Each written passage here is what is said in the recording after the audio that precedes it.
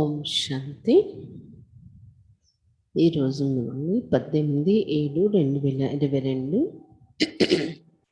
मीठे बच्चे, अभी तुम बाप की नजर से निहाल होते हो. निहाल होना अर्थात स्वर्ग का मालिक बनना. మధురమైన పిల్లలరా, ఇప్పుడు మీరు బాబా యొక్క దృష్టితో పరివర్తన అవుతున్నారు. పరివర్తన అవడము అంటే స్వర్గానికి మాలికులుగా తయారవ్వడము అని చెప్తున్నారు బాబా. प्रश्न, और संग तोड़ एक संग जोड़, इस डायरेक्शन को अमल में कौन ला सकता है? ఇతర సాంగత్యాలను వదిలి ఒకే సాంగత్యం జోడించుకోండి అనే ఈ డైరెక్షన్ ని ఎవరు అమల్లో తేగలరు? బాబా ఇచ్చే డైరెక్షన్ ని. उत्तर, जिनकी बुद्धि में एम ऑब्जेक्ट क्लियर है, ఎవరి బుద్ధిలో అయితే లక్ష్యం క్లియర్ గా ఉందో వాళ్ళే ఒకే సాంగత్యం, బాబా సాంగత్యమే జోడించుకోవాలి అనేది అమల్లో తీసుకొని రాగలరు. తుమ్హారీ ఎయిమ్ ఆబ్జెక్ట్ హే ముక్తిధామ్ మే జానేకి. మన యొక్క లక్ష్యం ఏంటి? లక్ష్యం బుద్ధిలో క్లియర్ గా ఉండాలి. బాబా లక్ష్మీనారాయణల చిత్రం అయితే ఇచ్చారు. నరు నుండి నారాయణ, నారి నుండి లక్ష్మి కావడం అని. అందులో కూడా లక్ష్యం ఇంకా ఆ స్థితికి చేరడానికి కూడా మధ్యలో కొన్ని చిన్న చిన్న లక్ష్యాలు ఉంటాయి కదా. కాబట్టి మీ యొక్క లక్ష్యం ఏంటది? ముక్తిధామానికి వెళ్ళాలి. ఇప్పుడు उसके लिए शरीर से भी बुद्धि को निकालना पड़े. ముక్తిధామానికి వెళ్ళాలంటే మీ శరీరం నుండి కూడా మీరు బుద్ధి యోగాన్ని తొలగించుకోవలసి ఉంటుంది. टॉकी मूवीज से भी परे साइलेंस में रहने का अभ्यास करो, क्योंकि तुमको साइलेंस अथवा निर्वाण में जाना है. टॉकी प्रपंचम నుండి, మూవీ ప్రపంచం నుండి కూడా అతీతంగా సైలెన్స్ లో ఉండే అభ్యాసం చేయండి అని చెప్తున్నారు బాబా. ఎందుకంటే మీరు ఇప్పుడు సైలెన్స్ లో లేదా నిర్వాణ ధామానికి వెళ్ళాలి. సైలెన్స్ లోకి వెళ్ళాలి, నిర్వాణ ధామానికి వెళ్ళాలి అని చెప్తున్నారు బాబా.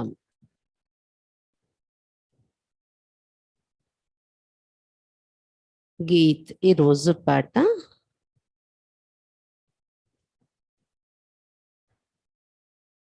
జల్లేనా క్యూ పర్వానా.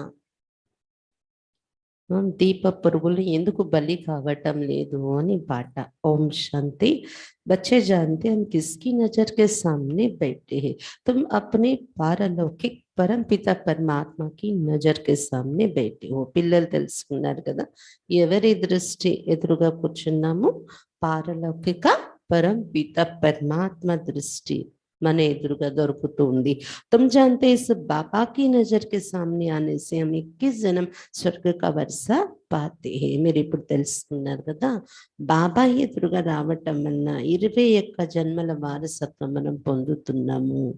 कभी कोई साधु संत के पास जाते हैं तो कहते हैं ये तो नजर से निहाल कर देते हैं. సాధు సన్యాసుల దగ్గర వెళ్ళినప్పుడు అంటూ ఉంటారు కదా, వీళ్ళ దృష్టితో పరివర్తన చేసేస్తారు అని.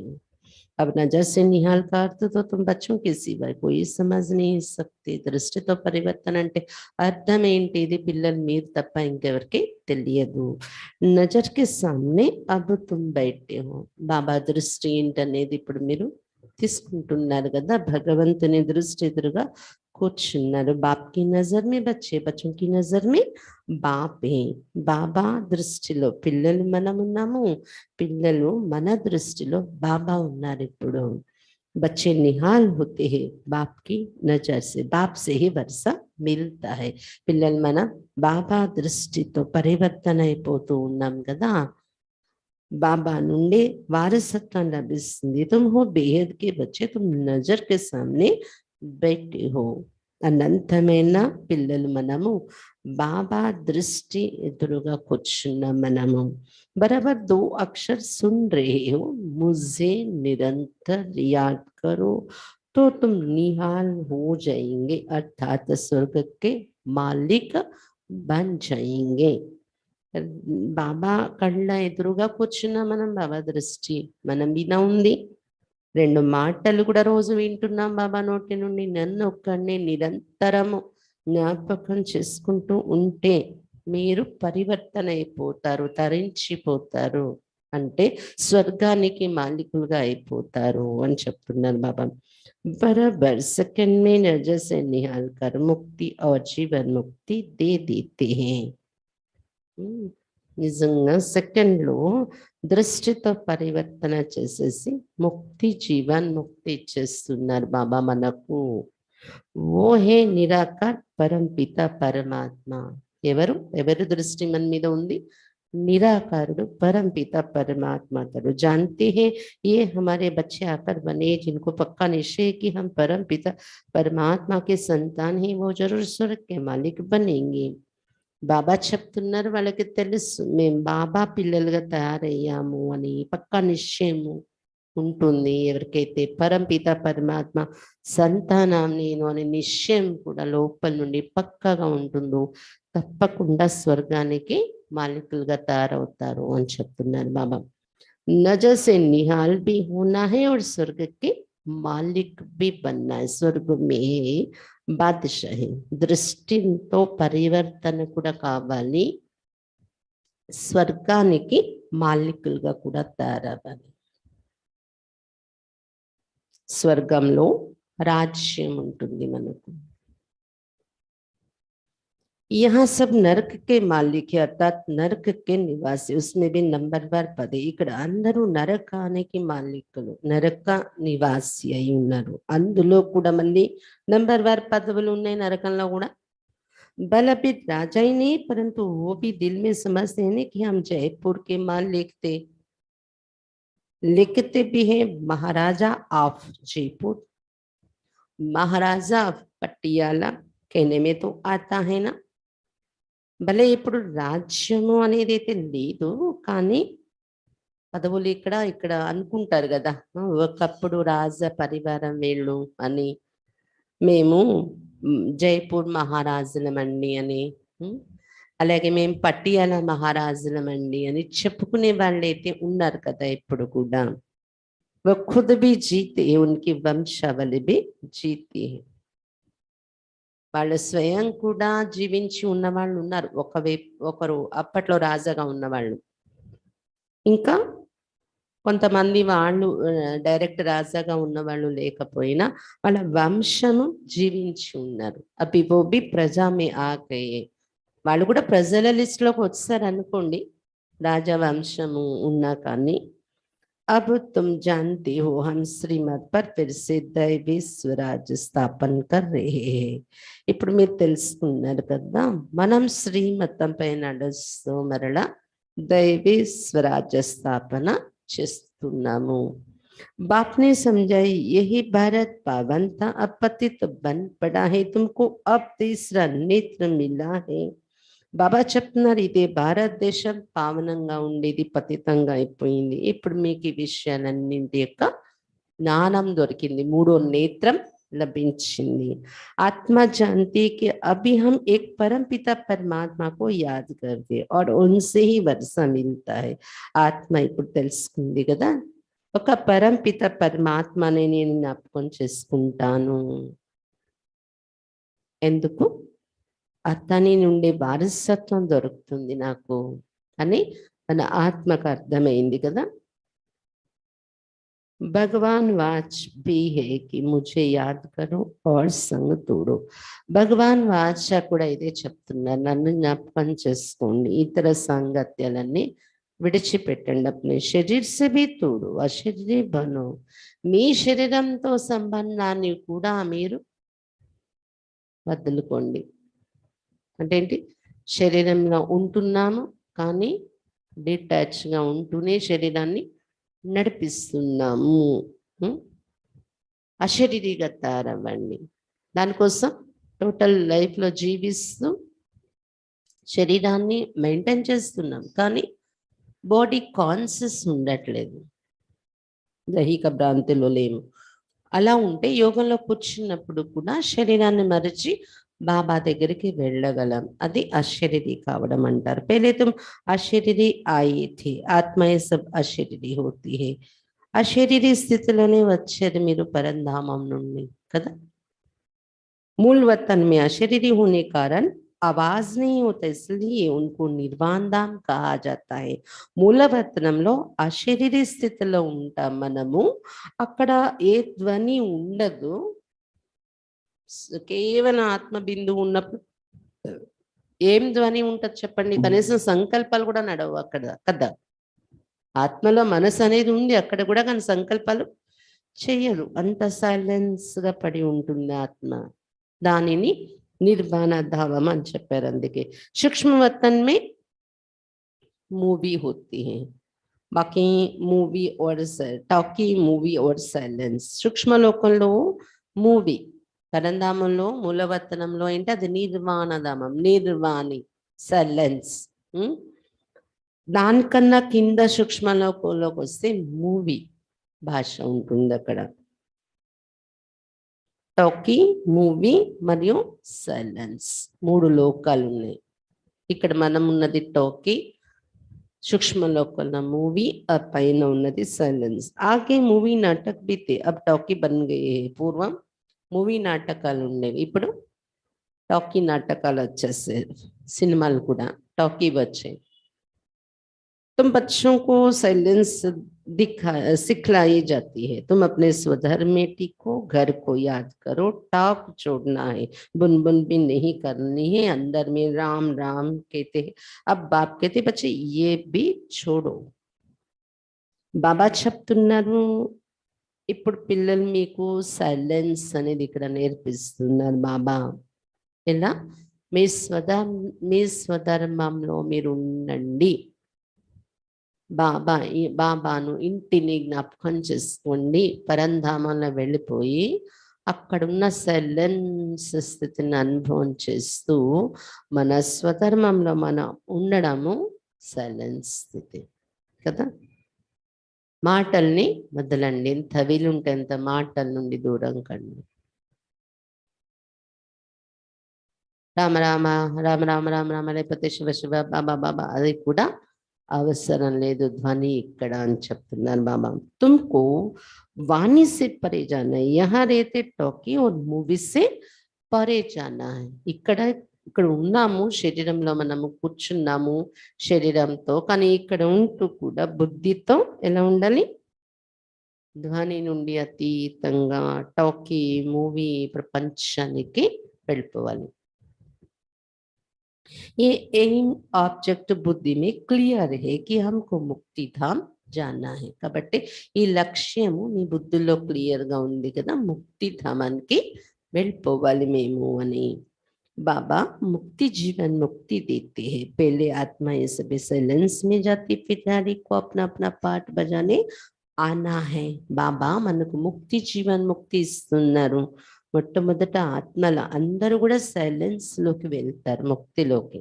తర్వాత వారి వారి పాత్ర అభినయించడానికి దిగి రావాలి ప్రతి ఒక్కరు. దేవీ దేవతా धर्म वालों का अपना पार्ट, इस्लामी बौद्ध धर्म वालों का अपना पार्ट. ये सब बातें तुम बच्चों की बुद्धि में है. దేవీ దేవతా ధర్మస్థులది వాళ్ళ పాత్ర వాళ్ళది, ఇస్లామీ బౌద్ధ ధర్మంలో వాళ్ళ పాత్ర వాళ్ళది ఉంటుంది. ఇవన్నీ పిల్లల మీ బుద్ధిలో ఇప్పుడు ఉన్నాయి కదా. बाप के पास ये सारी नॉलेज है. जब तुमको सारी नॉलेज सुनाते आप समान बनाते हैं. బాబా దగ్గర మొత్తం ఈ నాలెడ్జ్ ఉంది కదా. వచ్చి ఎప్పుడైతే మనకు వినిపిస్తున్నారో తన సమానంగా మనల్ని కూడా నాలెడ్జ్ఫుల్ గా तैयार చేసేస్తున్నారు. तुम फिर औरों को आप समान बनाओ, ज्ञानी और योगी बनाओ. మీకు నాలెడ్జ్ అర్థం అయ్యింది అవుతుంది అంటే మీరేం చేయాలి? వేరే వాళ్ళను కూడా మీ సమానంగా తయారు చేయండి, జ్ఞాని మరియు యోగిగా తయారు చేయండి అని చెప్తున్నారు బాబా. जो नॉलेज मेरे पास है वही तुमको देता हूँ, आत्मा ही ग्रहण करती हूँ. బాబా చెప్తున్నా, నాలో ఏదైతే జ్ఞానం ఉందో అది నేను మీకు వినిపిస్తున్నాను. మీ ఆత్మ ఆ జ్ఞానాన్ని గ్రహిస్తూ ఉంది అని చెప్తున్నారు బాబా.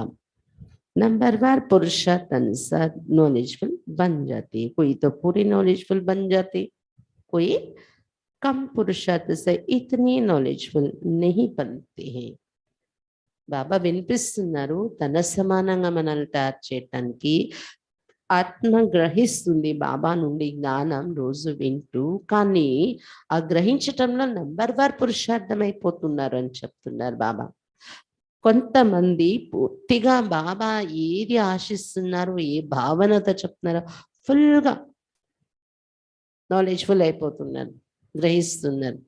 కొంతమంది పురుషార్థం తక్కువ ఉంటుంది, దానివల్ల తక్కువగానే नॉलेज अर्थम चेसुकुंटुन्नारू बाबा एम ऑब्जेक्टिव यही लक्ष्मी नारायण है अभी तुम नॉलेजफुल बनती हो లక్ష్యమైతే ఇదే లక్ష్మీ నారాయణులుగా కావాలి అనేది ఇప్పుడు మీరైతే నాలెడ్జ్ఫుల్ గా తయారవుతున్నారు अब तुम जानते हम कहाँ से आए अब कहाँ जाना है ये चक्र कैसे फिरता है इसमें सब कुछ आ जाता है మీరు ఇప్పుడు తెలుసుకున్నారు కదా ఎక్కడి నుండి వచ్చాము ఎక్కడికి వెళ్ళాలి మనము చక్రం ఎలా తిరుగుతుంది అన్ని రహస్యాలు వచ్చేస్తున్నాయి బాబా ఇచ్చిన జ్ఞానంలో जैसे बीज में झाड़ बीज से झाड़ निकलता है इनकी आयु कितनी बड़ी हो जाती है फिर उनको जजड़ीभूत अवस्था कहा जाता है बाबा చెప్తున్నారు బీజం నుండి వృక్షం ఎలాగైతే వస్తుందో అలా బాబా బీజంలో వృక్షం యొక్క నాలెడ్జ్ ఉంది ఎప్పుడైతే వృక్షానికి ఆయుష్ ఎక్కువైపోతుందో సిద్ధుల అవస్థకు వచ్చేసింది అంటారు కదా వృక్షం अपने पास भी झाड़ था वो एकदम सारा जर्जरीभूत हो गया तो काटना पड़ा बनियन की का मिसाल बाबा చెప్తున్నారు అక్కడ అంటే బాబా ఉండేటప్పుడు మన ఇంట్లో బాబా ఇంట్లో చెట్టు ఉండేదంట ఒకటి అది అలాగే ఎండిపోయిందంట అంటే శిథిలావస్థకు వచ్చేసింది దాని ఆయుష్ అయిపోయి అప్పుడు దాన్ని కట్ చేయాల్సి వచ్చింది అని చెప్తున్నారు బాబా ఒక చెట్టుని అలాగే బనియన్ ట్రీ మర్రి చెట్టు ఉదాహరణ కూడా బాబా మనకు చెప్తూ ఉంటారు ఊడలుగా పెరిగిపోతుంది కాండం ఉండదు కదా ये भी वेराइटी धर्मों का झाड़ दिखाया है पिछाड़ी तक थोड़े थोड़े आते रहते हैं అలాగే ఈ మానవుల యొక్క వృక్షం వెరైటీ ధర్మాల యొక్క వృక్షం ఊడలివి శేఖలు వెరైటీ ధర్మాలు కదా లాస్ట్ వరకు కొద్ది కొద్ది కొద్ది కొద్ది ఆత్మలు వస్తూనే ఉంటారు ఈ వృక్షంలోని पहले जो पत्ते निकलते हैं वो बहुत शोक देख क्योंकि सतो प्रधान होते फिर रजो तमो बन जाते हैं మొట్టమొదటివైతే ఆకులు వస్తాయి వృక్షంలో లేత ఆకులు అందంగా ఉంటాయి చూపిస్తాయి వాళ్ళెవరు దేవతలు మొదటి చెట్టులో వచ్చే మొదటి ఆకులు చిగురు కదా సతో ప్రధాన స్థితిని ఏమంటారు లేత ఆకులు అంటారు వాళ్ళే జన్మల్లో వస్తున్న తమలోకి వచ్చేస్తూ ఉన్నారు ఆधा कल्प तुम राज्य करते हो फिर धीरे धीरे तुम नीचे आते हो आधा कल्प మీరు రాజ్యం చేస్తున్నారు తర్వాత నెమ్మదిగా కిందకి దిగిపోతున్నారు అని చెప్తున్నారు బాబా उतरती कला और चढ़ती कला होती है चढ़ते पट से पूरी राजधानी स्थापन होने में थोड़ा समय तो लगता है నెమ్మదిగా కిందకి దిగే కళలు ఎక్కే కళలు నడుస్తుంది ఎక్కే కళలో వెళ్ళడానికైతే సెకండ్లో వెంటనే వెళ్ళిపోతారు ఎందుకంటే లిఫ్ట్ ఇస్తున్నారు కదా బాబా సంగమయుగము అనే లిఫ్ట్ పూర్తి రాజధాని స్థాపన అవ్వలేదు ఇంకా కొంచెం టైం పట్టేది ఉంది అని చెప్తున్నారు బాబా బాప్ समझाते मैं ही संगम पर आकर दैवी राज स्थापन करता हूँ सूर्यवंशी और चंद्रवंशी घराना अभी ही स्थापन होता है जो फिर नई दुनिया अमर लोक में आकर अपना राज्य भाग्य करते इनको ही संगमी कहा जाता है बाबा చెప్తున్నారు నేనే సంగమయుగంలో వచ్చి దైవీ రాజ్యాన్ని స్థాపన చేస్తున్నాను సూర్యవంశీ చంద్రవంశీ రాజ్యాన్ని స్థాపిస్తున్నాను తర్వాత కొత్త ప్రపంచం అమరలోకంలోకి వచ్చి రాజ్య భాగ్యం మీరు అనుభవిస్తున్నారు నేను స్థాపించే ఈ రాజ్యం వల్ల అని చెప్తున్నారు బాబా ఎప్పుడైతే కార్యం చేస్తున్నారో బాబా దీన్ని సంగమయుగము అంటారు दूसरा कोई संगम पर नहीं आता सिर्फ एक बाप ही आते हैं వేరే ఇంకే ధర్మాన్ని స్థాపించేవారు సంగమము అనే లో సంగమ సమయంలో రారు, కల్పం యొక్క సంగమంలోని రారు, ఏ యుగం యొక్క సంగమాల్లోని ఉండదు. కానీ బాబా ఒక్కడే సంగమేగలో వచ్చేది ఆయన పాత్ర ఉంది. ये बात कोई शास्त्र में नहीं कि फिर से कब आता हूँ, ये कोई को पता नहीं पड़ सकता, यह सिर्फ तो बच्चों को ही पता पड़ता है. कल्प कल्प ये पाठ चलता है. ఏ శాస్త్రాల్లో కూడా రాయలేదు భగవంతుడు మళ్ళీ ఎప్పుడు వస్తారు అని, ఎవరికి తెలీదు, కేవలం పిల్లలు మీకే తెలుసు. ఏం తెలిసింది? కల్పకల్పం సంగమేగలో వస్తారు బాబా. ఈ పాత్ర ఇలాగే నడుస్తూ ఉంటుంది. सारा झाड़ पुराना होता है, फिर संगम ईग पर इनका फाउंडेशन लग रहा है. ये है पति दुनिया, सती है पावन दुनिया. వృక్షమంతా ఇప్పుడు పాతదైపోయింది అని చెప్తున్నారు బాబా. దీనికి కాండం లేదు, ఎండిపోయింది, పతిత ప్రపంచం అయిపోయింది. సత్యుగం पावन प्रपंचम ఉంటుంది అని చెప్తున్నారు బాబా. गाते भी है कि हम पतितों को पावन बनाने के लिए आओ. अब सभी पावन बन रहे, फिर जब आएंगे तो पावन ही होंगे. గాయనం కూడా చేస్తారు, పతితుల్ని పావనంగా తయారు చేయడానికి రండి భగవంతుడా అని పిలుస్తూ ఉంటారు. ఇప్పుడు అందరూ పావనంగా తయారవుతున్నాం కదా మనం, బాబా వచ్చేస్తారు కదా. పావనంగా ఇంటికి వెళ్ళిపోతాము, అక్కడ నుండి మళ్ళీ జన్మలో వచ్చినప్పుడు వచ్చేదే పావనంగా దిగుతాం మనము. పరంతు సబ్కో ఇక్కటతో నీహి ఆనా హై, కానీ అందరూ ఒకసారి దిగి రారు జన్మలోకి. ఆత్మలందరూ ఒకసారి వచ్చేస్తారా? बाप कितना अच्छी रीति समझाते हैं. अभी ये प्रिंसिपल बैठा है तो क्यों ना ये नॉलेज सबको देनी चाहिए. ఎంత చక్కగా బాబా మనకు వివరించి చెప్తున్నారు. క్లాస్ లో ఒక ప్రిన్సిపల్ వచ్చి కూర్చున్నారంట. బాబా చెప్తున్నారు, ప్రిన్సిపల్ అంటే ఈ జ్ఞానం తీసుకెళ్ళి అందరికీ ఎందుకు చెప్పకూడదు, చెప్పే కెపాసిటీ ఉంది మీకు. ఒక ప్రిన్సిపల్ పోస్ట్ లో మీరు చెప్తే పిల్లలు కూడా వింటారు, స్టూడెంట్స్. ఈ జ్ఞానము ఇవ్వాలి కదా అంటున్నారు బాబా. तो सब जान जाए कि वर्ल्ड की हिस्ट्री ज्योग्राफी क्या है, ये कैसे रिपीट होती है. స్కూల్లో స్టూడెంట్స్ మధ్య కూడా ఈ సబ్జెక్ట్ తీసుకొని చెప్పొచ్చు, వరల్డ్ యొక్క హిస్టరీ జియోగ్రఫీ ఏంటి. ఎందుకంటే స్కూల్లో చదివించే సబ్జెక్టులు ఇబ్రహీం వచ్చిన దగ్గర నుండి ఉంటుంది వరల్డ్ హిస్టరీ అంటే. దానికన్నా ముందు కూడా చరిత్ర ఉంది, దేవతలు రాజ్యం చేశారు, ఇది అక్కడ లేదు స్కూల్ సబ్జెక్ట్లో. అందుకని ఇది ప్రపంచం యొక్క అనంతమైన హిస్టరీ జియోగ్రఫీ అనేది చెప్పండి స్కూల్స్ లో కూడా. ఎలా రిపీట్ అవుతూ ఉంటుంది అది 5000 సంవత్సరాలకు ఒకసారి, ఇది కూడా ఎవరికి తెలీదు. गॉड इज वन और कोई क्रिएटर है नहीं, ना ऊपर कोई दुनिया है ना नीचे कोई दुनिया है. ఒకటి సృష్టి చక్రం ఎలాగా ఇది రిపీట్ అవుతూ ఉంటుంది. అనంతమైన హిస్టరీ జియోగ్రఫీ ఏంటి అనేది ఎవరికైనా మన స్కూల్స్ లో కూడా పిల్లలకి అవసరమయ్యే సబ్జెక్ట్ ఇది. బాబా మొన్న కూడా చెప్పారు కదా, అక్కడ హిస్టరీ, పాలిటిక్స్, అడ్మినిస్ట్రేషన్ చదువుకుంటే ఐఏఎస్, ఇక్కడ రాజా అవుతారు, ఏదో పరిపాలన చేసే ఒక పోస్ట్లోకి వెళ్తారు. ఈ వరల్డ్ హిస్టరీ జియోగ్రఫీ ఇది అర్థం చేసుకుని దీని మీద ఇంట్రెస్ట్ పెడితే విశ్వ మహారాజా, సత్యుగ త్రేతాయుగ స్వర్గ ప్రపంచంలో రాజారాన్ని అవుతారు. ఇంకొకటి, భగవంతుడు ఒక్కడే అనే విషయం కూడా ఎవరికి తెలియటం లేదు అని చెప్తున్నారు బాబా. ఆర్ కొయి క్రియేటర్ హై నహీ, ఇంకా భగవంతుడు ఒక్కరే రచయిత, ఇంకెవరు లేరు కదా ప్రపంచంలో. ప్రపంచం కూడా ఇక్కడ ఉన్నదే, కింద ఒక ప్రపంచం, పైన ఒక ప్రపంచం, అలా ఏం లేదు. ఏ జోకైతే ఆకాశ్ పాతాల్ ఏ సబ్ గప్పుడే. కానీ శాస్త్రాల్లో చెప్పారు కదా, ఆకాశలోకము అది, పాతాల లోకం ఇది, భూలోకం ఇది, ఇంకా అతల పుతల సుతల ఏవో లోకాలు చాలా రాశారు. 14 లోకాలు అంటారు వాళ్ళైతే. మనం భూమి మీద ఉన్నాము, దీనికి పైకి వెళ్తే ఆకాశం వైపు 7 లోకాలు, మళ్ళీ భూమి కిందకి వెళ్తే 7 లోకాలు. అలా ఇవన్నీ వాళ్ళు ఏదో తెలివి ఉపయోగించి వాళ్ళకేదో తెలుసు అని ఇంత గొప్పలు చెప్పేస్తున్నారు శాస్త్రాల్లో. గప్పుడా అంటున్నారు బాబా.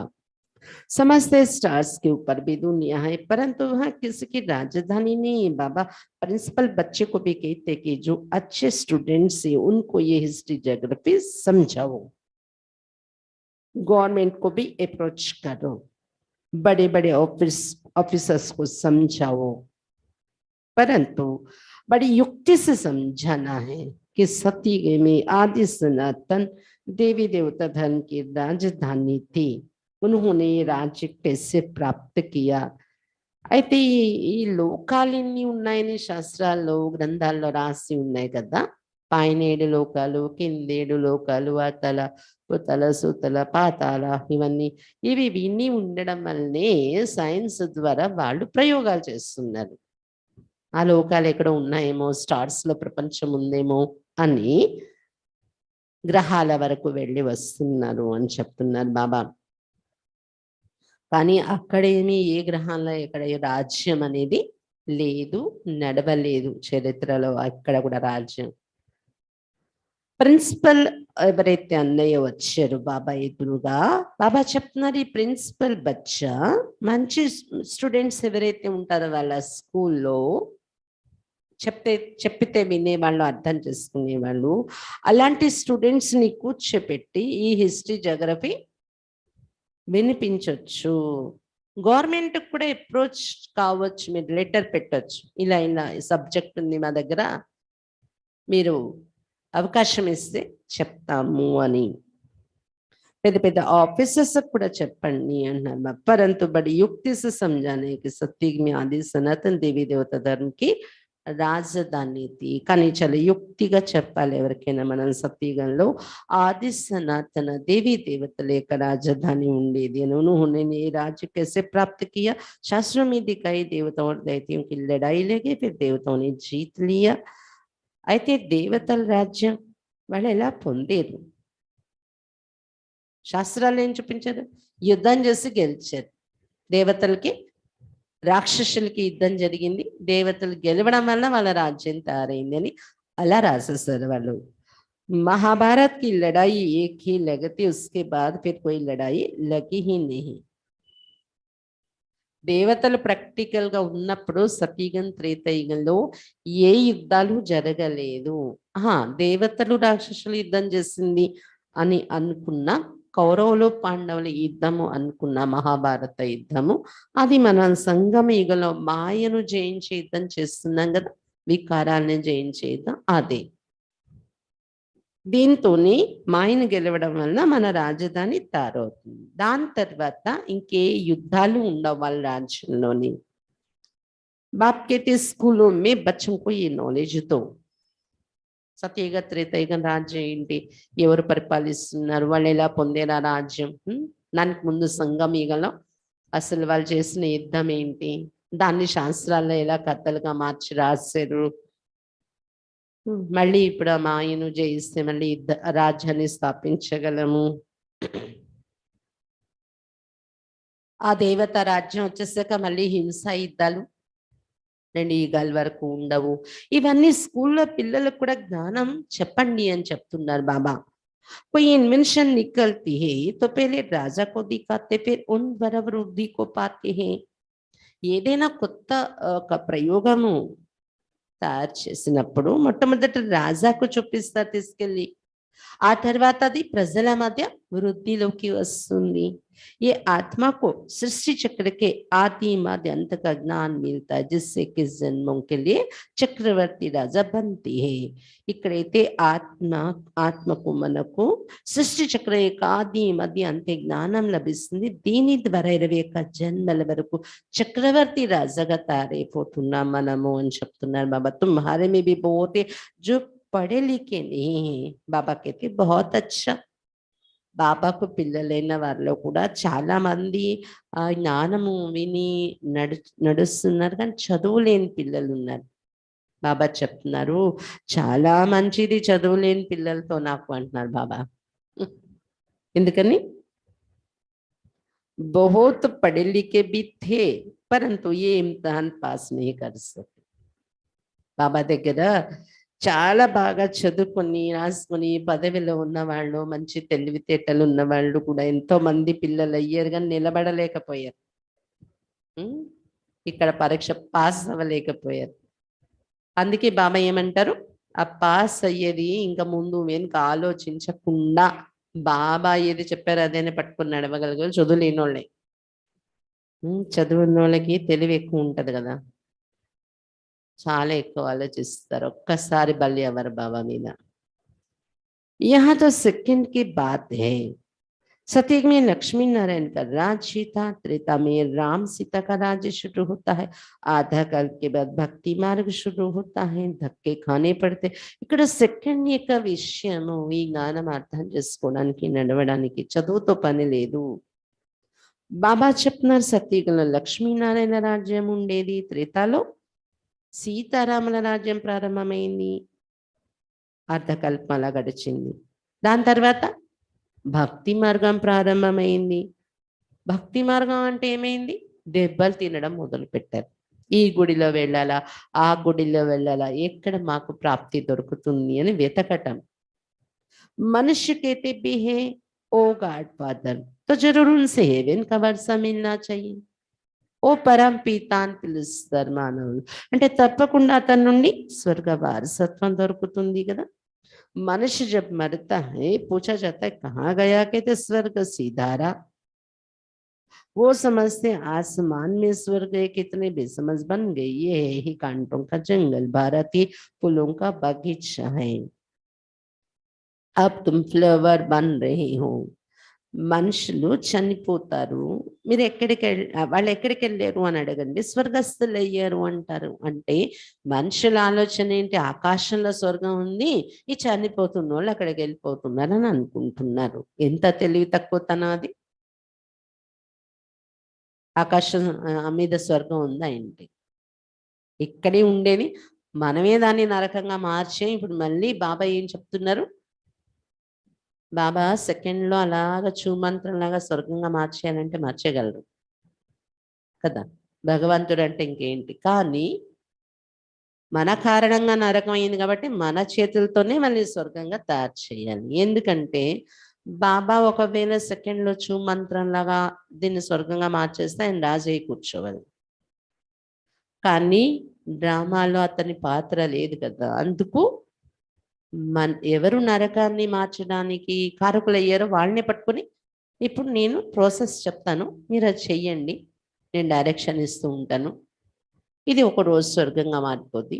ఎవరైతే దానికి ఇన్స్ట్రుమెంట్గా తయారై నిలబడి చేశారో వాళ్ళని స్వర్గంలో బాబా ప్రాప్తులు అనుభవించడానికి కూర్చోబెడతారనమాట. ఆయన పరంధామానికి వెళ్ళిపోతారు. ఇది రహస్యం డ్రామాలో. కాబట్టి బాబా చెప్తున్నారు ఇక్కడే స్వర్గం ఉండేది, నరకమైంది, మళ్ళీ ఇది స్వర్గం కావాలి. ఆకాశం మీద ఏదో రెడీగా లేదు చనిపోతున్న వాళ్ళందరూ వెళ్ళిపోవడానికి. ఏ హే హీ కాంటోं का जंगल, భారతీయ ఫుलों का बगीचा है, अब तुम फ्लावर बन रहे हो. ఇది ముళ్ళ అడవి అయిపోయింది ప్రపంచమంతా. భారతదేశమే పుష్పకవనంగా ఉండేది, ఇప్పుడు మీరు అలాంటి పుష్పాలుగా తయారవుతున్నారు అని చెప్తున్నారు బాబా. బాప్ సమझाते कोई को भी दुख नहीं देना है, दुख दिया तो दुखी होकर मरेंगे, ऊंच पद पा नहीं सकेंगे. బాబా చెప్తున్నారు ఎవరికి కూడా దుఃఖం ఇవ్వకూడదు. మీరు దుఃఖం ఇచ్చారు అంటే దుఃఖితులే చనిపోవాల్సి వస్తుంది, ఉన్నత పదవి పొందలేరు అని చెప్తున్నారు బాబా. तुम जानते हो हम बाबा के पास आए सदा सुख का वर्षा पानी, तुम ब्राह्मण बने हो.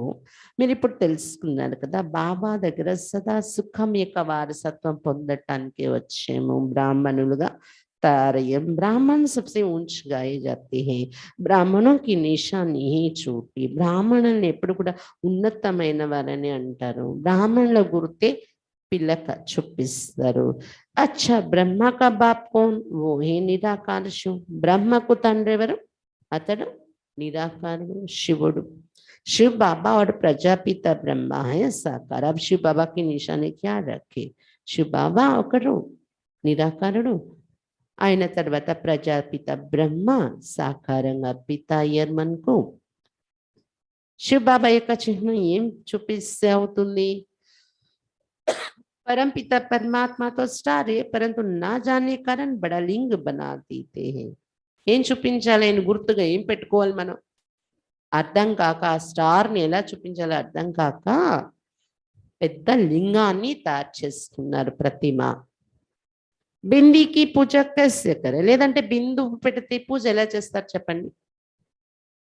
అందుకే లింగాన్ని తయారు చేసుకున్నారు। रुद्र पूजा भी होती है। रुद्र शिव को बड़ा बनाते और शालिग्राम छोटे छोटे बनाते। రుద్రుడు అని కూడా పూజిస్తారు।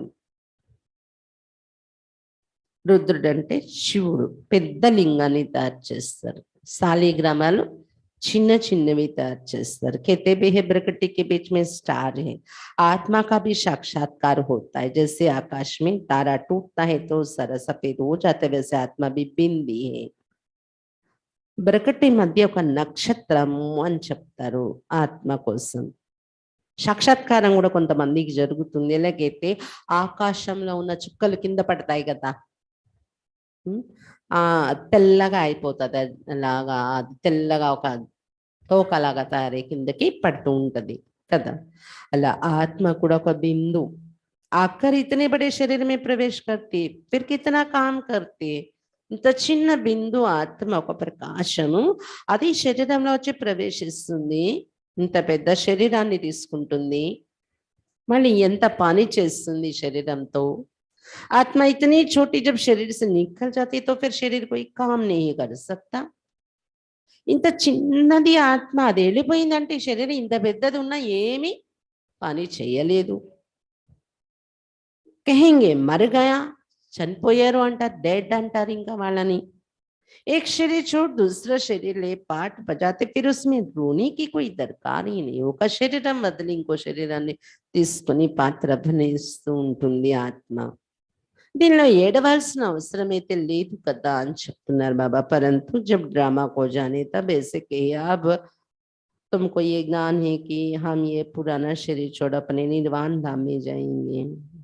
బాబా చెప్తున్నారు డ్రామా కోసం తెలుసుకోవాలి కదా। ఇప్పుడు మీకైతే జ్ఞానం దొరికింది, పాత శరీరం వదిలి निर्वाण धामाనికి వెళ్తాం మేము అని। ये नॉलेज भी तुमको यहाँ है, फिर तो बड़े बड़े स्कूल कॉलेजों में जाकर बड़े बड़ों को ये नॉलेज दो। ఈ జ్ఞానం ఇక్కడే మీకు దొరుకుతుంది సంగమేగంలో। కాబట్టి పెద్ద పెద్ద స్కూళ్ళు కాలేజీల్లో కూడా వెళ్ళి పెద్ద పెద్ద వాళ్ళకు కూడా ఈ జ్ఞానం చెప్పండి అని చెప్తున్నారు బాబా। तो भारत में सूर्यवंशी चंद्रवंशियों का राज्य था, जो अब नहीं है वे जरूर होगा। భారతదేశంలో సూర్యవంశీ చంద్రవంశస్థుల రాజ్యం ఉండేది, ఇప్పుడు లేదు, తప్పకుండా మళ్ళీ వాళ్ళ రాజ్యం స్థాపన అవుతుంది। ఈ అనాది వరల్డ్ డ్రామా है, इनकी नॉलेज बच्चों में जरूर होनी चाहिए। ఇది అనాది సృష్టి జ్ఞానం, సృష్టి డ్రామా నడుస్తుంది, ఈ జ్ఞానం తప్పకుండా పిల్లల బుద్ధిలో ఉండాలి అని చెప్తున్నారు బాబా। ఏ నాలెడ్జ్ होने से भारत स्वर्ग बन जाते। ఎందుకు?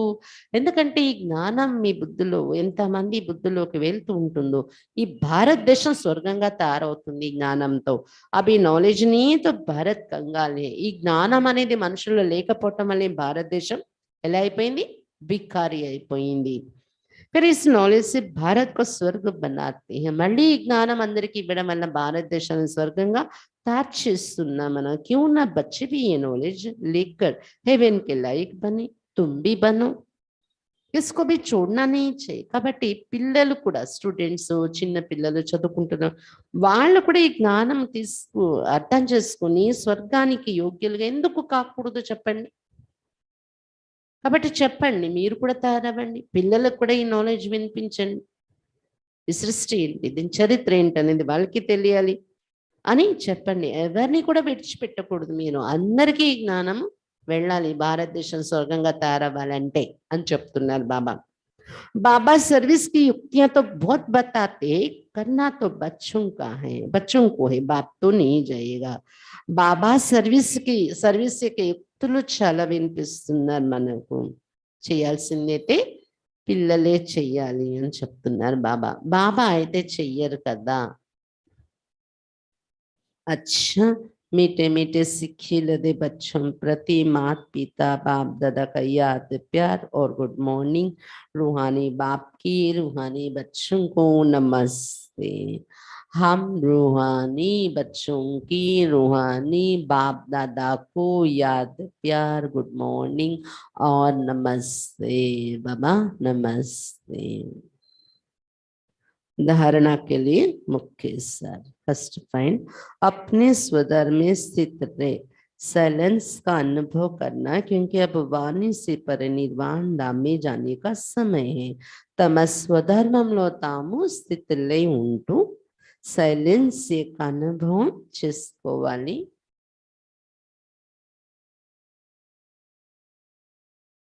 ఎందుకంటే ఇప్పుడు వాణి నుండి అతీతంగా నిర్వాణ ధామానికి వెళ్ళాల్సిన సమయం నడుస్తుంది. తమ స్వధర్మంలో స్థితులై ఉంటూ సైలెన్స్ యొక్క అనుభవం చేసుకోవాలి. ఎందుకంటే ఇప్పుడు వాణి నుండి అతీతంగా నిర్వాణ ధామానికి వెళ్ళే సమయం ఇది. सेकंड पॉइंट, सुखदाता के बच्चे इसलिए सबको सुख देना है. సుఖదాత యొక్క పిల్లలు మనం, అందువలన అందరికి సుఖం ఇవ్వాలి. కిసికు भी दुख नहीं देना है, ఎవరికి కూడా దుఃఖం ఇవ్వకూడదు. సచ్చా फ्लेवर बनना है, सत्यमेन పుష్పముగా తయారవ్వాలి. కాంటంకు ఫూల్ बनाने की सेवा करनी, ముళ్ళను పుష్పాలుగా తయారు చేసే సేవ చేయాలి. సుఖదాత యొక్క పిల్లలు, అందువలన అందరికీ సుఖం ఇవ్వాలి, ఎవ్వరికి కూడా దుఃఖం ఇవ్వకూడదు. సత్యమైన ఫ్లేవర్గా, సత్యమైన పుష్పముగా తయారవ్వాలి. ముళ్ళను పుష్పాలుగా తయారు చేసే సేవ చేయాలి. వరదాన్, ఈరోజు మురళి నుండి వరదానము. सर्वशक्तियों से संपन्न बन हर शक्ति को कार्य में लगाने वाले मास्टर सर्वशक्तिमान भव. సర్వశక్తులతో సంపన్నంగా తారై ప్రతి శక్తిని కార్యంలో ఉపయోగించేటటువంటి మాస్టర్ సర్వశక్తిమాన్గా కండి. సర్వశక్తులతో సంపన్నంగా తారే ప్రతి శక్తిని కార్యంలో ఉపయోగించేటటువంటి మాస్టర్ సర్వశక్తివంతులు కండి. जो बच्चे सर्वशक्तियों से सदा संपन्न है वही मास्टर सर्वशक्तिमान है. ఏ పిల్లలైతే సర్వశక్తులతో సదా సంపన్నంగా ఉంటారో వాళ్ళే మాస్టర్ సర్వశక్తివంతులు. कोई भी शक्ति अगर समय पर काम नहीं आती तो मास्टर सर्वशक्तिमान नहीं कह सकते. ఏ శక్తి అయినా ఒకవేళ సమయానికి ఉపయోగపడలేదు అంటే మాస్టర్ సర్వశక్తివంతులని అనరు. एक भी शक्ति कम होगी तो समय पर धोखा दे देगी, फेल हो जाएंगे. ఒక్క శక్తి తక్కువైనా కూడా అది సమయం వచ్చేటప్పటికి మోసం చేసేస్తుంది మనల్ని, దాంతో ఫెయిల్ అయిపోతాం మనము. ऐसे नहीं सोचना कि हमारे पास सर्वशक्तियां तो है, एक कम हुई तो क्या हर्जा है. ఇలా ఎప్పుడు ఆలోచించకండి. మా దగ్గర సర్వశక్తులు ఉన్నాయిలే, ఒక్క శక్తి ఏదో కొద్ది తక్కువ ఉంది, నష్టం ఏముంది, దాని వలనేమి ప్రాబ్లం లేదులే అని అలా అనుకోకండి. ఏకమిహి హర్జ, ఒక్కటి లేకపోతేనే మీకు అక్కడే మోసం అయిపోవచ్చు. ఏకీ ఫెయిల్ కర్దేగి. ఆ ఒక్క శక్తి ఏదైతే లోపం ఉందో అదే మిమ్మల్ని ఫైనల్ ఎగ్జామ్ లో ఫెయిల్ అయిపోయేలా చేయొచ్చు. ఇస్లియే ఏక భీ శక్తి కమ్ నా హో. అందుకే ఒక్క శక్తి కూడా తక్కువ కాకుండా చూసుకోండి. और समय पर वो शक्ति काम में आए. ఒక శక్తి తక్కువ కాకూడదు, మరి ఎప్పుడు ఏ శక్తి కావాలో సమయానికి ఆ శక్తి కార్యంలో ఉపయోగపడాలి. తప్ కహెంగే మాస్టర్ సర్వశక్తిమాన్, అప్పుడే మాస్టర్ సర్వశక్తివంతులు అని చెప్తారు. స్లోగన్, ప్రాప్తిयों को भूलना ही तकना, इसलिए प्राप्तियों को सदा सामने रखो. ప్రాప్తుల్ని మరవడమే అలసిపోవడం, అందువలన ప్రాప్తుల్ని సదా ఎదురుగా ఉంచుకోండి. ఎంత మంచి బాబా పైన చెప్పారు, గమనిక కలిగించారు. ఎప్పుడైనా అలసిపోతున్నాము జ్ఞాన మార్గంలో, సేవా మార్గంలో అలసిపోతున్నాం మనము అంటే దానికి కారణం ప్రాప్తిని ఎదురుగా ఉంచుకోలేదు. మనం ఎవరి కోసమో మనం కష్టపడిపోతున్నాం అనుకుంటున్నాం. మనం ఎవరికోసమో నేను ఈ జ్ఞానంలో నడుస్తున్నాను అన్నట్టు, ఎవరికోసమో నేను అమృత వెళ్ళిస్తున్నాను అన్నట్టు, ఎవరికోసమో నేను మురళికి వస్తున్నాను అన్నట్టు, మురళి వింటున్నాను అన్నట్టు కాదు కదా. నా కోసం నేను వస్తున్నానన్న దేనికోసం అని ప్రాప్తి బ్లాంక్ ఉంటది కొంతమంది, దాని వలన అలసట వచ్చేస్తుంది. ప్రాప్తుల్ని మరవడమే తక్కువ అలసిపోవడం అంటున్నారు బాబా. అందుకే ప్రాప్తుల్ని సదా ఎదురుగా ఉంచుకుంటే అలసిపోం. ఇంకా ఇంకా ఇంకా మనలో ఉత్సాహం పెరిగిపోతూ ఉంటది. ఇంకా ఇంకా ఇంకా మనలో ఈ పురుషార్థం మీద తపన అనేది పెరిగిపోతూ ఉంటది గానీ అలసట ఉండదు. కాబట్టి చేయాల్సిన హోంవర్క్ ఏంటి? ప్రాప్తుల్ని సదా ఎదురుగా ఉంచుకోండి అని చెప్తున్నారు బాబా. ప్రాప్తుల యొక్క లిస్ట్. मातेश्वरी जी के अनमोल महावाक्य। मातेश्वरी जी मम्माई का अमूल्य महावाक्य। जब हम ओम शब्द का उच्चारण करते तो ओम का अर्थ है मैं आत्मा हूँ और परमात्मा का बच्चा हूँ। ओम अने पदाన్ని ఉచ్చరిస్తాం మనము. ఓం అంటే అర్థం నేను ఆత్మను, పరమాత్మ సంతానాన్ని అని। ये शिव नाम सिर्फ एक ही परमात्मा का है। इस शब्द पर बहुत ही मनुष्य ऐसा प्रश्न पूछते, परमात्मा तो सारी दुनिया का मालिक अथवा बाप है, उसे फिर शिव नाम से क्यों बुलाते हैं? ఈ శివుడు అనే పేరు ఒక పరమాత్మదే। అయితే ఈ శివ అనే పేరు విని చాలా మంది మనుషులు ప్రశ్నిస్తారు మనం ఈ పేరు చెప్పినప్పుడు, పరమాత్మ ప్రపంచాన్ని అంతటికీ మాలికుడు కదా, ప్రపంచంలో అందరికీ తండ్రి కదా, అతనికి శివుడు అనే పేరుతో ఎందుకు పిలుస్తారు? అది కేవలం హిందువులది కదా అని అంటారు। अब इस राज को दुनिया नहीं जानती। ఈ పేరులో ఉన్న రహస్యం ప్రపంచానికి తెలీదు। परमात्मा का नाम है शिव, क्योंकि दुनिया में अनेक धर्म है, तो हर एक धर्म वाले परमात्मा को अपना अपना नाम देकर बुलाते हैं। परमात्मा యొక్క నామము శివుడు। ప్రపంచంలో అనేక ధర్మాలు ఉండడం వల్ల ప్రతి ధర్మస్థులు కూడా పరమాత్మను వారికి నచ్చిన పేరు వాళ్ళు పెట్టుకొని పిలుస్తూ ఉన్నారు। कोई गॉड कहकर बुलाएंगे, कोई खुदा, कोई अल्लाह, कोई फिर शिव कहकर बुलाते हैं। वैसे भारत में परमात्मा शिव के नाम से गाया हुआ है, तो सारी दुनिया बिलायत वाले शिव नाम से परमात्मा को कैसे मानेंगे?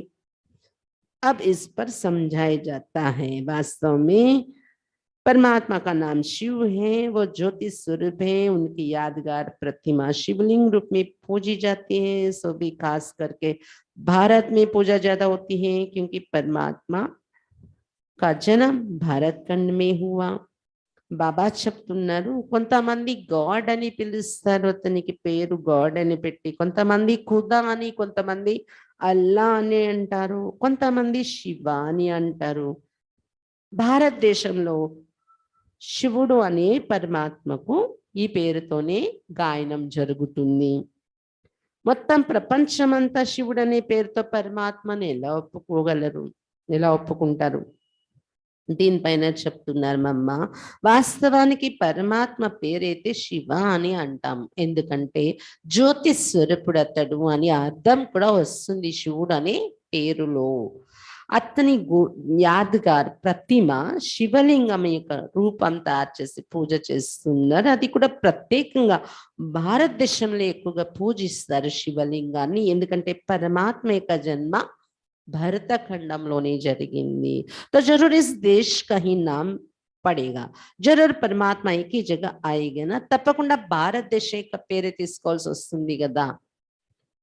పరమాత్మ యొక్క అవతరణ భూమి, జన్మభూమి అని। పరమాత్మది ఒకే ప్రదేశం ఉంటుంది కదా, అతడు ఎక్కడ రావాలి అంటే ఒకటే జగह ఫిక్స్ అయి ఉంటది డ్రామాలో। अगर विलायत के तरफ आएगा तो भारतवासी कैसे मानेंगे? परंतु भारत खंड का नाम बड़ा मशहूर है, ये अविनाशी अखंड गाया जाता है, इसलिए यहाँ खुद परमात्मा पधार गए हैं। और परमात्मा के महावाक्य है कि जब भारत पर अति धर्म ग्लानि होती, तब ही मैं अधर्म का विनाश और सत धर्म की स्थापना करने आता हूँ, और ये सारा कार्य मैं एक बार अवतार धारण करके करता हूँ। तो परमात्मा का अवतरण भी भारत में हुआ, जहाँ कल पहले आए थे वहां ही फिर आना होता है, इसलिए भारत को अविनाशी खंड कहते हैं। బాబా చెప్తున్నారు, ఒకవేళ విదేశాలలో బాబా వచ్చారనుకోండి భగవంతుడు, భారత భాషలు ఎలా అతన్ని పట్టుకోగలరు, ఎలా నమ్ముతారు? విదేశాల్లో వస్తాయి, భారతదేశంలోనే కదా అతని మహిమ ఎక్కువగా చేసే పిల్లలు ఉన్నారు। కానీ భారత ఖండానికి మహిమ చేశారు శాస్త్రాల్లో, అవినాశి ఖండం, అఖండమైన భారత భూమి అని। ప్రసిద్ధి చెందింది. అందుకే ఇక్కడ స్వయం పరమాత్మ అవతరిస్తున్నారు, మహావాక్యాలు ఉచ్చరిస్తున్నారు. ఎప్పుడైతే భారతదేశంలో అతి ధర్మగ్లాని అనేది ఏర్పడుతుందో అప్పుడే నేను అధర్మం యొక్క వినాశనం మరియు సద్ధర్మం యొక్క స్థాపన చేయటానికి వస్తున్నాను అని. మరియు మొత్తం ఈ కార్యాన్ని కోసం నేను ఒకసారి అవతరించి సంగమయుగంలో ఈ కార్యం చేస్తున్నాను అని చెప్తున్నారు బాబా. కాబట్టి పరమాత్మ అవతరణ కూడా భారతదేశంలోనే జరిగింది. కల్పపూర్వం కూడా ఇలాగే వచ్చారు. అందుకే ప్రతి కల్పంలో ఇక్కడే రావాల్సి ఉంటుంది. అందువలన భారతదేశం అవినాశి ఖండము అని పిలువబడింది. भारत खंड परमात्मा का जन्म स्थान भी है और देवताओं के राज्य का स्थान भी है. భారతదేశ యొక్క గొప్పతనం చూడండి. పరమాత్మ యొక్క జన్మస్థానం, అవతరణ భూమి ఇది. అలాగే దేవతలందరూ ఇక్కడ జన్మ తీసుకుని రాజ్యం చేసిన, దేవతల రాజ్యం నడిచిన స్థానం కూడా భారతదేశమే. అందుకే దీన్ని ఏమన్నారు? పుణ్యభూమి అన్నారు. పుణ్యభూమి అంటారు, దేవభూమి ఇది భారతదేశం. అచ్చా, ఓం శాంతి. ఈరోజు పాయింట్స్లో ముఖ్యంగా బాబా దృష్టితో మనం పరివర్తన ఏది సంగమేగలో ఉంది అంటే స్వర్గానికి మాలికులు అవుతాం. బాబా దృష్టిలో మనం ఉండడం, మన దృష్టిలో బాబాని పెట్టుకోవటం వలన మన కళ్ళల్లో బాబా, బాబా కళ్ళల్లో మనం ఉన్నాము. లక్ష్యం కూడా మీకు క్లియర్గా ఉంది కదా, ముక్తి ధామానికి వెళ్ళిపోవాలి ఇప్పుడు అని. అందుకే మీ శరీరం కూడా మిమ్మల్ని బాబా దగ్గరికి వెళ్ళినప్పుడు యోగంలో మిమ్మల్ని కిందకి తేకూడదు. అలా శరీరం నుండి బుద్ధి యోగాన్ని తొలగించి అశరీరి అయ్యే ప్రాక్టీస్ చేస్తూ ఉండండి. సైలెన్స్ స్థితి యొక్క ప్రాక్టీస్ చేయండి అని చెప్తున్నారు బాబా.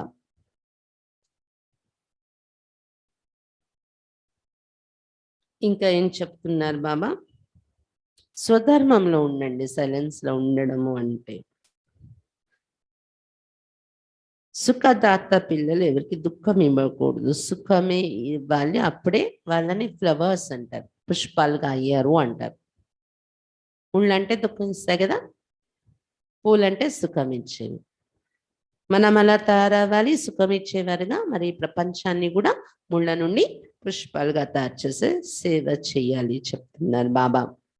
వరదానంలో కూడా ఏం చెప్తున్నారు బాబా? అన్ని శక్తులు ఉన్నాయి, చాలా వరకు అన్ని నాలో బాగానే నేను కంట్రోల్లో ఉంటాను, అన్ని శక్తులు ఉపయోగించుకుంటున్నాను. ఒక్క శక్తి కొంచెం తక్కువ ఉంది, పర్వాలేదులే తయారైపోతా అని కూడా డిలే చేయకండి అంటారు బాబా. ఆ ఒక్క శక్తి తగ్గింది ఏదైతే ఉందో అదే మీకు టైం వచ్చేటప్పటికి మిమ్మల్ని ఫెయిల్ అయిపోయేలా చేసేస్తుంది. అన్ని శక్తులు ఉండాలి, సమయానికి ఉపయోగపడాలి కూడా. ఉన్నాయి నాలో కానీ నేను ఉపయోగించట్లేదు అంటే వాటిని ఉపయోగించి గెలవాలి కదా మనం, మన ఎదురుగా వచ్చే సిచ్యువేషన్స్ పైన. ఉపయోగించడం అంటే అర్థం ఏంటి? సమస్యల ప్రపంచంలో ఉన్నాం మనం. ఆ సమస్య వచ్చినప్పుడు దానిలో నేను శక్తి యూజ్ చేశాను, క్రాస్ చేశాను ఆ సమస్యని అంటే అప్పుడు మీరు సమయానికి శక్తులు ఉపయోగిస్తున్నట్టు. ఎక్కడ ఏ శక్తి ఉపయోగించాలి అది ఉపయోగించి బయటపడాలి పరిస్థితి నుండి మనం. అంతేగాని ఉపయోగించడం అంటే ఇక్కడ ఏదో కాగితం మీద మనం మంతనం చేసి రాసేది అది కాదు. ప్రాక్టికల్ లైఫ్లో ఎక్కడ ఏ శక్తి ఉపయోగించి మనం పడిపోకుండా నిలబడి పరిగెత్తి ఎగురుతూ జ్ఞానంలో నడవాలి, బాబా ఇచ్చే మార్గంలోని గమ్యం వైపు. ఆ శక్తిని ఉపయోగించాము, మనం ఎగిరిపోయాం లేదా పరిగెత్తాం ముందుకి. ఆ పరిస్థితి కారణంగా మనం పడిపోలేదు అని అలా శక్తులను ఉపయోగించుకుంటూ వెళ్ళాలి. అప్పుడు మాస్టర్ సర్వశక్తివంతులు అంటారు అన్నాడు బాబా. కాబట్టి వరదానం గుర్తుపెట్టుకోండి, మాస్టర్ సర్వశక్తివంతుడను. చాలా వరకు ఇది రిపీట్ చేయటం ఎక్కువగా చేయగలం మనం. రాస్తాము 108 సార్లు, సోమాన రాస్తారు పుస్తకాల్లో, నేను మాస్టర్ సర్వశక్తివంతుడు, నేను మాస్టర్ సర్వశక్తివంతుడు అనుకుంటాం. అనుకుంటే జరగదు. పరిస్థితి వచ్చినప్పుడు ఆ శక్తి మనం యూజ్ చేస్తే అప్పుడు మాస్టర్ సర్వశక్తివంతులు అని అంటారు. మన మీద మనం ఒక ఛాలెంజ్ కూడా పెట్టుకోవాలి. మన మీద మనం అది పరీక్ష కూడా పెట్టుకుంటూ ఉండాలి. పరిస్థితి వచ్చింది, ఇప్పుడు నేను ఆ శక్తి యూజ్ చేసి బయట పడాలి. ఒక ఛాలెంజ్ అది. అలా నేను నడుస్తున్నానా లేదా అని మన మీద మనకి టెస్టింగ్ కూడా ఉండాలి. టెస్ట్ చేసుకొని అది మనలో ఎక్కడ మనం వెనుక అడుగు వేసిన, ఎక్కడ ఆ శక్తి నాలో యూజ్ అవ్వట్లేదు, ఎందుకు యూజ్ అవ్వట్లేదు, దానికి నేను ఏం చేయాలన్నా చెయ్యాలి. శ్రమ పడాలి, కృషి చేయాలి, ఏమైనా కానీ. ఎందుకంటే సైంటిఫిక్గా కూడా ఏంటంటే ఏదైనా ఒక పరిస్థితి వచ్చినప్పుడు ఏమైనా చేసి సహించాలంటే సహించాలి, ఎదుర్కోవాలంటే ఎదుర్కోవాలి. అక్కడ కరెక్ట్గా మనము ఇముడ్చుకోవాలి. మాటల్ని మనం అక్కడ ఇక్కడ స్ప్రెడ్ చేయకుండా, అంటే ఇముడ్చుకొని సైలెంట్ అయిపోయి మనం చేసుకోవాల్సింది చేసుకొని వెళ్ళిపోవాలి. అలా అక్కడ ఆ శక్తిని యూజ్ చేసి మనము దాని మీద విజయం పొందినప్పుడు మన శరీరంలో కూడా ఒక మంచి శక్తి ఇచ్చే కెమికల్స్ ఉత్పన్నమవుతాయి అన్నమాట, సైంటిఫిక్గా కూడా. దానివలన మనలో ఇంకా యాక్టివ్నెస్ పెరిగిపోతూ ఉంటుంది. ఇంకా మనం మన హెల్త్ మారిపోతూ ఉంటుంది. మన చుట్టూ సమస్యలు ఓడిపోతాయి, మనకి నమస్కారం చెప్పి వెళ్తాయి. మనకే ఆశ్చర్యం అనిపిస్తుంది. అలా ఇప్పుడు ఉదాహరణకు ఒక తల్లి బిడ్డను పట్టుకుని వెళ్తుంది, ఆ బిడ్డ చెయ్యి వదిలించేసుకొని వెళ్ళిపోయినప్పుడు కారు వచ్చి యాక్సిడెంట్ అయిపోయే సంఘటన. అప్పుడు ఆ తల్లి ఏం చేస్తుంది, పరిగెత్తుకొని వెళ్ళి ఆ బాబు మీద ఎక్కిపోయే కండిషన్, కార్ని కూడా పట్టుకొని ఎత్తాలన్నా ఎత్తేసే శక్తి వచ్చేస్తుంది ఆ టైంకి. ఎందుకు అంత శక్తి ఒక మహిళలో, ఒక తల్లిలో? ఎందుకంటే తన పుత్రుణ్ణి, తన బిడ్డను రక్షించుకోవాలని ఒక థాట్ ఏదైతే ఒక ఛాలెంజ్గా దాన్ని తీసుకుని దానికి కావలసిన శక్తి యూజ్ చేయడం జరిగిందో, వాళ్ళలో కొన్ని రెట్లు శక్తి పెరిగిపోద్ది అనమాట ఆ టైంలో. అది వాళ్ళకే తెలీదు అది నేను ఎలా చేసేసాను అని తర్వాత. అలాగే ప్రతిదానికి కూడా మనకి శక్తి ఇచ్చారు బాబా, శక్తులు ఉన్నాయి. ఆ శక్తుల్ని పరిస్థితి సమస్య వచ్చినప్పుడు శక్తి యుక్తి యూస్ చేయండి. అప్పుడే జ్ఞానం అనేది ఒక శస్త్రం అస్త్రంగా మార్చి మనం వాడుకున్నట్టు అవుతుంది కదా. అలా మాస్టర్ సర్వశక్తివాన్ అనేది మనం అనుకోవడం వరకే కాకుండా కార్యంలో ఛాలెంజెస్ని మనం ఆఫర్ చేయాలి, గెలవాలి శక్తులను ఉపయోగించుకొని. ఈ విధంగా మాస్టర్ సర్వశక్తివంతులుగా అయ్యే ప్రయత్నం చేయాలి. అప్పుడు అంతిమ సమయంలో ఏ పరిస్థితి కూడా మిమ్మల్ని ఫెయిల్ చేయలేదు, అలా తయారు కాగలం. ఇంకొకటి బాబా ఏం చెప్తున్నారు, ప్రాప్తులు గుర్తుంచుకోండి. ప్రాప్తులు గుర్తు పెట్టుకోకపోతే అలసిపోతుంటారు జ్ఞాన మార్గంలోని. ఎన్ని ప్రాప్తులు ఇస్తున్నారు మీరు లిస్ట్ తయారు చేయండి. ఒకవేళ మీకు తలుచుకుంటే గుర్తు రావట్లేదంటే రాయండి కూడా. బాబా పిల్లలు అయ్యాక ఏ ప్రాప్తి దొరుకుతుంది, ఎన్ని ప్రాప్తులు దొరుకుతుంది, ఏ సంబంధాలు ఏ ప్రాప్తి ఇస్తున్నారు. ప్రాప్తులు ఎప్పుడు మన ఎదురుగా ఉంటే అలసట అనేది కలగదు అని చెప్తున్నారు బాబా. ఆ ప్రాప్తులు అనేవి ఎదురుగా లేనప్పుడు ఏమైపోతుందంటే సాధారణమైపోతుంది అన్నమాట. ఏదైతే మనం చేస్తున్నామో, యోగం చేస్తున్నా అది సాధారణమే అనిపిస్తుంది, జ్ఞానము సాధారణం అనిపిస్తుంది. ఏదైనా సేవ చేస్తున్నా కొంతమంది అప్పుడప్పుడు నాకు మంతన నడుస్తూ ఉంటుంది ఇలాగే, అంటే పని చేసుకుంటూ ఆలోచనలో కొంతమంది ఈ పని నుండి ఆ పని నుండి, అంటే నా నోటి నుండి కూడా ఎప్పుడైనా అలా వస్తుంటుంది. ఆలోచిస్తుంటాను నేను, ఈ పని అనే మాట ఎందుకు, ఇది తీసేసి సేవ అనే మాట పెట్టుకుంటే బాగుంటుందేమో కదా. కామన్ అని ఫీలింగ్ వచ్చేస్తుంది. భగవంతుడు సేవ ఇది, గొప్ప సేవ చేస్తున్నానని ఫీలింగ్ నాలో ఉండాలంటే పని పని అనే మాట పక్కకు పెట్టేసి సేవ సేవ అంటే బాగుంటుందా? స్వయంలో మంతన నడుస్తూ ఉంటుందన్నమాట.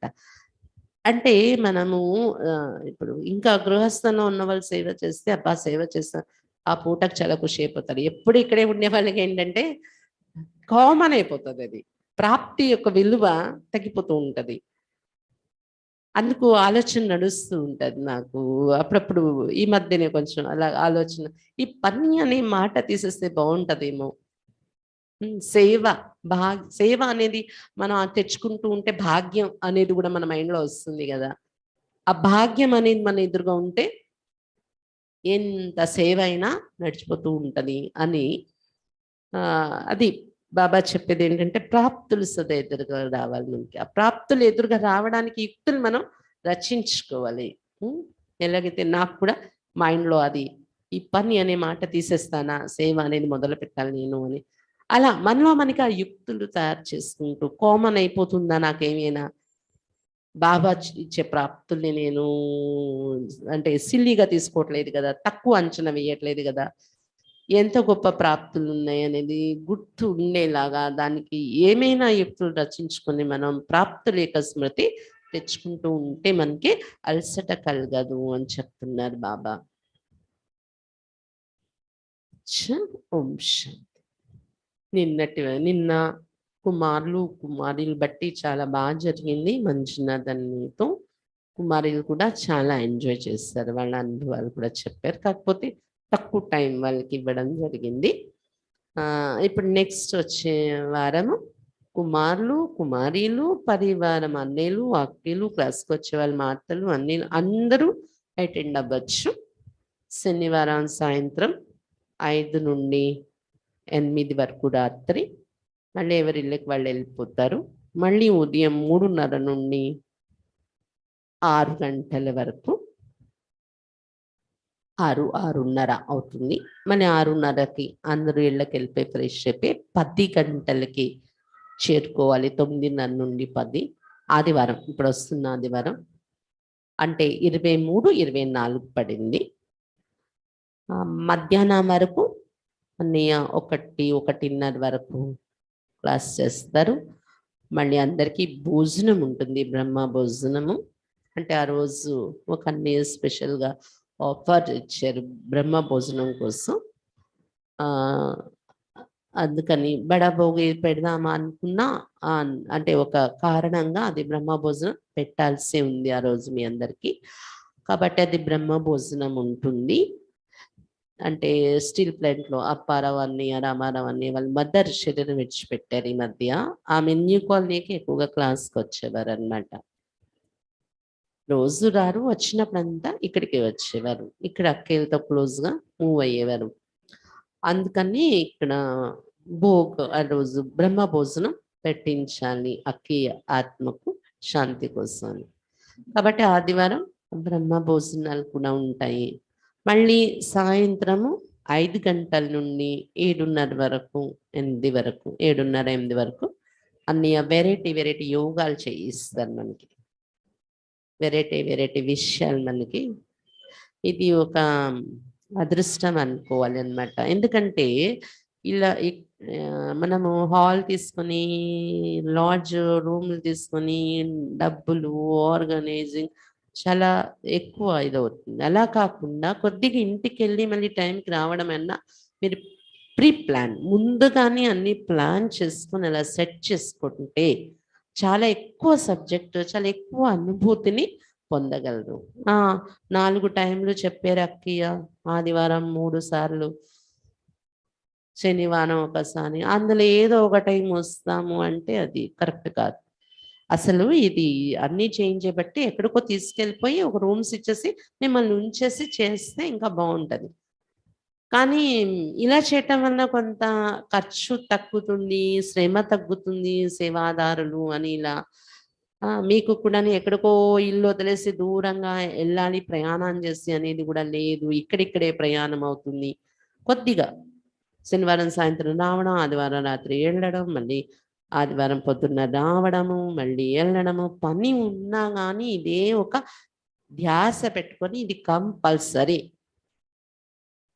చుట్టాలు లేదు, ఫ్రెండ్స్ లేదు, పార్టీ లేదు, ఏది లేదు. ఎవ్వరైనా ఆ రోజుల్లో వస్తామని మీకు ఫోన్ చేసినా అవ్వదు. మాకు ప్రోగ్రామ్ ఉంది అని చెప్పి సెట్ చేసుకొని రావాలి. అంతేకానీ సాకులు తయారు చేయడం వల్ల కాదు. కొంచెం ఆటో ఛార్జీలు అవుతాయి. కొంచెం మీకు ట్రాన్స్‌పోర్టేషన్ ఖర్చు అవుతుంది. అయినా గానీ ఇంటికి వెళ్ళి రావడం అనేది ఉన్నా, ఎందుకంటే ఒక రూమ్ అనేది ఇచ్చి ఆ ఖర్చు లేకుండా మీరు ఇంటికి వెళ్తున్నారు అంతే. కాబట్టి ఇంటికి వెళ్తున్నా మీకు రూమ్ ఇచ్చినా అక్కడికి వెళ్తున్నా తయారై వచ్చేయడమే అన్నట్టు అలా పెట్టుకుని ఆ రోజు టోటల్గా బట్టిని అనుభవం చేయాలి అందరూ. మరీ మరీ చెప్తున్నాం, ఎందుకంటే ఇంత ముందు అనౌన్స్ చేసినా కూడా కుమారుల బట్టిలో కూడా ప్లాన్ చేసుకోకుండా ఫుల్ అటెండ్ అవ్వని వాళ్ళు ఉన్నారు. ఆ టైంలో పని లేకుండా ప్లాన్ చేసుకోలేదు వాళ్ళు, కొంతమంది మ్యాక్సిమం వచ్చారనుకోండి. మరి అలాగే మా అత్తలు అన్నయ్యలు మిగిలిన వాళ్ళు కూడా వదిలేసి అని చెప్పారు కదా, చూద్దాం చూద్దాం చూద్దాం అనడం కాదు. ఇప్పటి నుండే ఒక దృఢ సంకల్పంతో దానికి ప్రీ ప్లాన్ చేసుకోవాలి. ఆ టైంలో ఏ పని, ఏ రిలేషను, ఏ ఫంక్షన్, ఏ పార్టీలు ఏమి పెట్టుకోకుండా. ఎందుకంటే పురుషార్థం అంటే ఆశామాష కాదు. ఎక్స్క్యూజెస్ ఇస్తూనే ఇంకా ఎక్స్క్యూజెస్. ఎంత బాబా బాబా ఆఖరికి మురళిలో చెప్తున్నారు, కితనా సంజానా కితనా సంజావు. ఇంకా నేను ఎంత చెప్పాలి మీకు అర్థం కావట్లేదు. ఈ నాశనం వచ్చినప్పుడు అది మనమే లాస్ట్ సమయంలో బాధపడాల్సి వస్తుంది.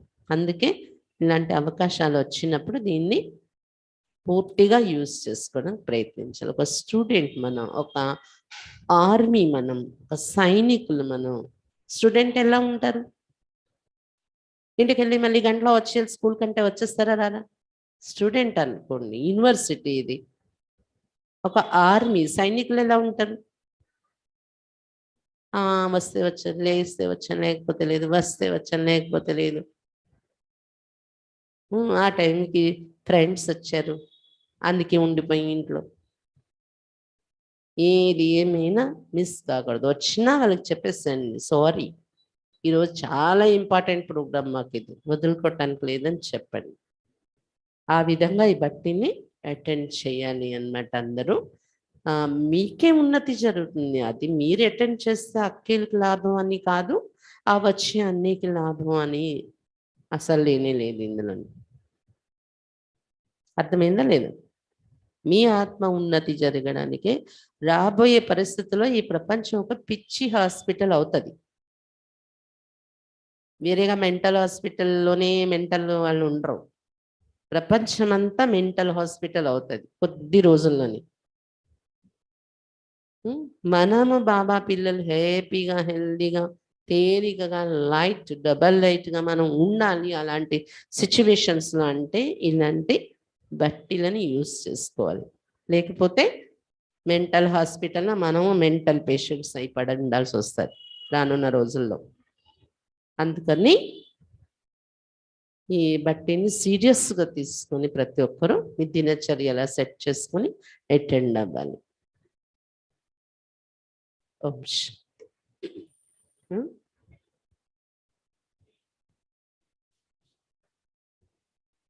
హిందీ వాళ్ళు ఎవరు వినట్లేదు, 2000కి వెళ్ళరు, అనౌన్స్ చేస్తాం తర్వాత. ఓం శాంతి.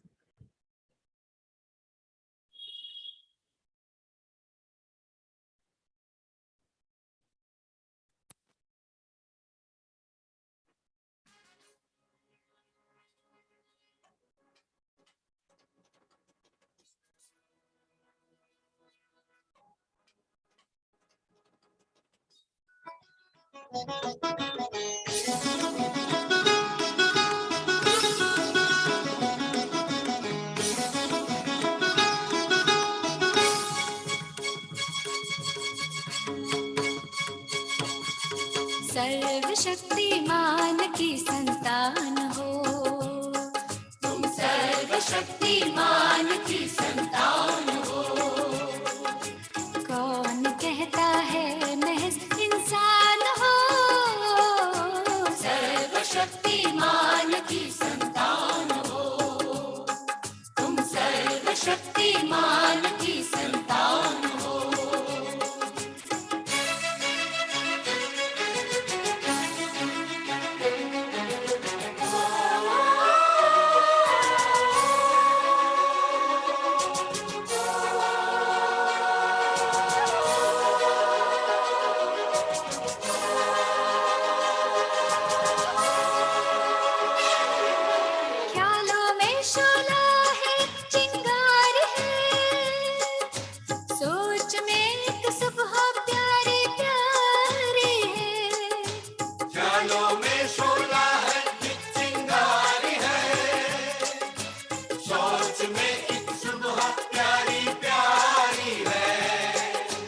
वाणी